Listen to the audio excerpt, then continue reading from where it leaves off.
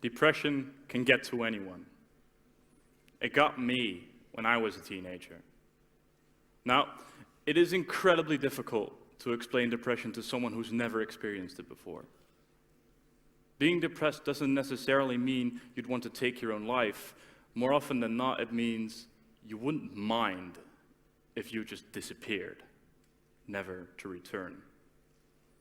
But after trying and failing to explain this multiple times, I discovered it really all boils down into one sentence.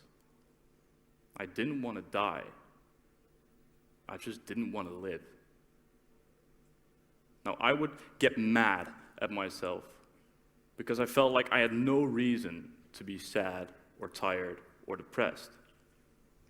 I had an amazing childhood. I had great friends. I had a long-term girlfriend. I had good grades in school. And by good grades, I mean I knew exactly how much I had to study to get a solid 60% on the test. When I was just shy of 16 years old, I decided to tell a couple of friends I felt depressed. I don't know what I expected. I think I thought just telling them would make me feel better. It did not. I noticed that people don't always know how to show their support to someone suffering from depression. They want to show their support, but how? Well, let's talk about it. There are multiple ways to show your support to someone suffering from depression, 4 of which I will go into. Now, the first method is what I call the good life method. Now, when I told my friends about my depression, a lot of them would react along the same lines. They would say, "But Jonathan, you have such a good life. You have so much to be happy for. Why are you not happy? Look at that guy.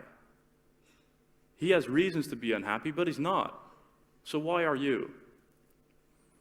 Now, this didn't work out all that well, because even though they had the best intentions, it would always come across as, "Why are you being such a crybaby?" And this didn't help, especially because I was already mad at myself for feeling this way. Now, the second method is what I call the, "Oh, thanks, I'm cured now" method. This is where someone will come up to me and say, "You know, I was depressed once, and I just stopped thinking about it. And then I felt better." And that's what they would tell me to do. Now, these people almost always seem to forget that depression is an actual illness. So it would be like telling someone with the flu, "Have you tried, not having the flu?"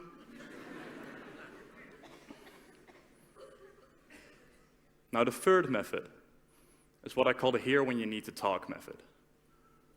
These are usually close friends who will want to know how you're doing nearly every waking minute of every day. And for a lot of people, this will help. A lot of people really do just need that constant outlet to vent to. Now, I don't like to talk about my emotions a lot. I listen to and make music as an outlet for these emotions. So I rarely feel the need to talk to other people. And this is where the fourth and last method comes in. I call this the "just sit here with me" method. Now, let me tell you about one of the most memorable moments of my life.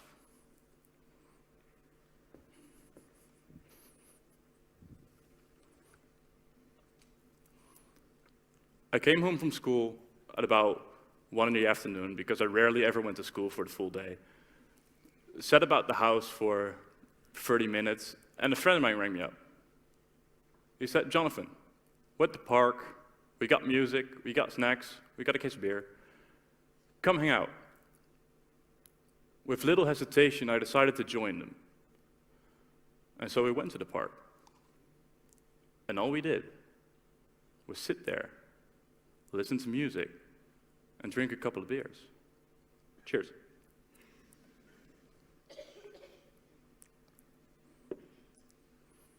The conversation was pretty much non-existent for the greater part of the afternoon.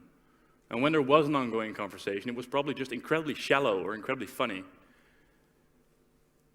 And that's the part that worked for me. Being surrounded by friends who didn't treat me any differently because of how I felt. They all knew about it. And they all thought it would be best not to talk about it. Because if I wanted to talk about it, I probably would have said something. In these cases, I was able to focus on the bad jokes my friends were telling me. It was the first time that entire school year that I truly felt happy for a moment.